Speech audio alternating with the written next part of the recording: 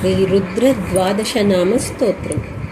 प्रथमं तु महादेवं, द्वितीयं तु महेश्वरं, तृतीयं शङ्करं प्रोक्तं, चतुर्थं वृषभध्वजं, पञ्चमं कृत्तिवासं च, षष्ठं कामाङ्गनाशनं, सप्तमं देवदेवेशं श्रीकण्ठं चाष्टमं तथा, नवमं तु हरं देवं, दशमं पार्वतीपतिं, रुद्रमेकादशं प्रोक्तं, द्वादशं शिवमुच्यते। एतद्द्वादशनामानि त्रिसन्ध्यं यः पठेन्नरः, घोग्नश्चैव कृतघ्नश्च, भृणाः गुरुतल्पगः, स्त्रीबालघातकश्चैव सुरापो वृषलीपतिः, सर्वं नाशयते पापं, शिवलोकं स गच्छति।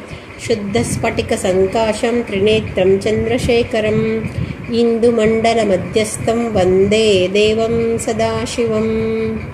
इति श्रीरुद्रद्वादशनामस्तोत्रम्।